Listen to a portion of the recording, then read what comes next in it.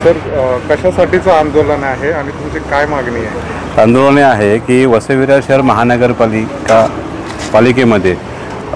वरिष्ठ लिपिक जे आहेत विजय गोतमारे हे 2016 रुजू झाल्यानंतर त्याच्यावरती 4 महिन्यामध्ये त्यांच्यावरती गुन्हे दाखल करण्यात आले आणि गुन्हे दाखल हे वसई-विरार शहर महानगरपालिकेच्या तत्कालीन सहाय्यक आयुक्त होत्या मेरी मॅडम ह्यांनी त्यांच्यावरती MMRT अंतर्गत गुन्हे दाखल केले होते। त्या गुन्ह्यांमध्ये विजय गोतमारे हे विकासक म्हणून दाखवले गेलेले होते आणि त्यांच्यावर अत्यंत गंभीर स्वरूपाची गुन्ह्यामध्ये नोंद केली होती की त्याने सिडकोचे दस्तऐवज जे होते स्टॅम्प असतील किंवा लेटर पॅड असतील ती भोगस बनवली होती। तसेच उपनिबंधक कार्यालयाला त्याने ती भोगस बनवलेली कागदपत्र खरी दाखवून त्या ठिकाणी अनेक लोकांच्या रजिस्ट्रेशन करण्यात त्यांनी रजिस्ट्रेशन केलं होतं। त्याच्याबद्दल त्यांच्यावरती गुन्हे दाखल होते। मुळात हे गुन्हे त्यांच्यावरती दाखल असताना 1 ते 36 लोक त्याच्यामध्ये समाविष्ट होती, परंतु आरोपी क्रमांक 4 वरती विजय गोतमारे यांच्यावर शिक्कामोर्तब झाला होता आणि त्यांना त्यावेळी 48 तासापेक्षा अटक करण्यात आलेली होती। म्हणजे कायद्याप्रमाणे तरतूद अशी आहे की 48 तासानंतर एखादा जर कर्मचारी किंवा अधिकारी अटकेत असेल तर त्याच्यावरती सेवेतून बडतर्फ करण्याची तरतूद आहे। परंतु मुळात अशी तरतूद असताना सुद्धा वसई-विरार शहर महानगरपालिकेने विजय गोतमारे यांना सेवेत दाखल झाल्यापासून कोणत्याही प्रकारची कारवाई न करता त्यांच्या पाठीशी ठामपणे उभे राहून त्यांची बढती करण्याची सातत्याने लोकांनी बढती केलेली आहे। तुम्ही ह्या संदर्भात याआधी कधी तक्रारी केलेल्या का? तक्रारी मी माहितीचा अधिकार कार्यकर्ता महासंघाच्या माध्यमातून पदाधिकारी म्हणून सातत्याने याचा पाठपुरावा चालू होता। माहिती अधिकाराच्या अर्जाच्या अंतर्गत आपण ही माहिती संकलित केली होती।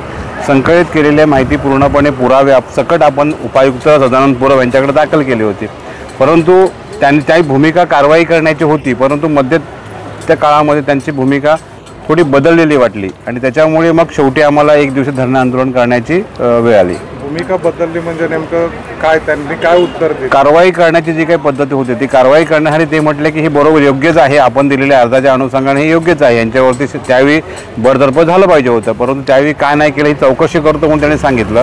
त्यानंतर मी सातत्याने त्यांच्या 2दा-3दा त्यांच्याकडे भेटायला गेल्यानंतर चौकशी करण्याऐवजी त्यांनी मला मग फिरून उत्तर द्यायला चालू केली की नाही मग आम्ही ह्याची आपण दिलेली FIRची कॉपी आम्ही पोलीस स्टेशनमधून हे तपासणी करून घेतो। त्यानंतर प्रभाग समिती C ते रुजू आहेत, तिथून त्यांची काही कागदपत्र त्या ठिकाणी जमा केलेले आहेत का ते आम्ही मागून घेतो। त्याच्यानंतर हे प्रकरण आम्हाला मग आमच्या विधी विभागाकडे पाठवावं लागेल, त्यांच्याकडे पाठवून त्यांची काय प्रतिक्रिया येईल त्यानंतर मग आम्ही पुढची कारवाईची तरतूद करू म्हणून त्यांनी मला सूचित केलं होतं। आता पुन्हा एकदा तुम्ही त्यांची भेट घेतल्याच्या नंतर त्यांचं काय उत्तर आहे? त्यांचं हेच होतं की त्यांनी ती कार्यवाही पूर्ण केली आहे का? कार्यवाही पूर्ण केलेली नाही। ज्यावेळी मी त्याची केलेल्या पत्रव्यवहार ज्यावेळी मागितला की काय पत्र दिलं त्याच्यावर ते म्हणतात की आम्ही हे गोपनीय पद्धती आहे। मुळात त्यांची चौकशी जी करण्यात येते ही गोपनीय पद्धती असू शकत नाही, कारण हे गोपनीय पद्धत म्हणण्यापेक्षा यांच्याकडे त्यांच्या गुन्हा दाखल केलेल्याची जर FIR कॉपी त्यांच्या जर अभिलेखामध्ये उपलब्ध नसेल आणि ती जर मी अर्जदार म्हणून त्यांच्याकडे मी ती सुपूर्द करत असेल समजा माझ्याकडे एक प्रत, तर ह्यांच्याकडे मग तो गोपनीय अहवाल कसा काय किंवा गोपनीय कागदपत्र ह्यांच्याकडे कशी राहू शकतात? ती केलेल्या अर्जावर तुम्ही चौकशी करताय ना, मग त्याच्यावर गोपनीयचा उल्लेख करताच कामा नये ना त्याच्यावरती। तुम्हाला काय वाटतं त्यामागे काय कारण असू शकेल?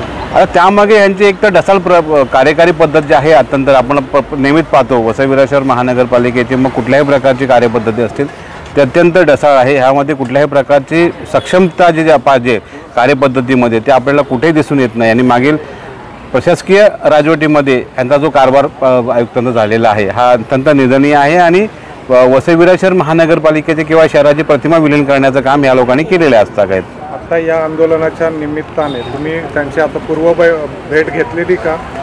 पूर्व भेट नाही घेतलेली आहे, ते कदाचित भेटीसाठी येणार म्हणून आम्हाला निरोप आलेला आहे, परंतु त्या संदर्भातले काही इतर गोष्टी होत्या त्या आम्हाला पूर्तता करायची होती आणि आज परत त्यांना भेटून ते भेटले तर आम्ही त्यांना निवेदन देणार आहोत आणि निवेदन त्यांच्याकडून आम्ही ठाम घेणार आहोत की तुम्ही बडतर्फ करणार आहात की नाही त्याबद्दलचा आम्हाला लेखी खुलासा याच्यामध्ये द्या, नसेल करत तर आम्ही पुढची न्यायालयीन जी काही प्रक्रिया असेल ते आम्ही सुरू करणार। तर या आंदोलनाचं स्वरूप आणि कसं असणार आहे, म्हणजे नेमकं काय आहे? आंदोलनाचं स्वरूप म्हणजे आजचं हे 1 दिवसीय धरणे आंदोलन होतं आपल्याकडे आणि हे आंदोलन झाल्यानंतर त्याच्यावरती पुढची सकारात्मक भूमिकेप्रमाणे आपण दिलेल्या निवेदनाच्या अनुषंगाने कारवाई करण्यात जर पालिका मागे पुढे करत असेल तर शेवटी आम्हाला भारतीय संविधानाने दिलेला हक्क आहे न्याय प्रक्रियेचा तो आम्हाला शेवटी करावा लागेल. आणि ह्यामध्ये मग आयुक्त असतील, अतिरिक्त आयुक्त असतील, संबंधित उपायुक्त असतील आणि संबंधित आस्थापन विभागातले काही कर्मचारी ह्यांना घेऊन मग आम्हाला यांच्या विरुद्ध शेवटी आम्हाला याचिका दाखल करावं लागेल.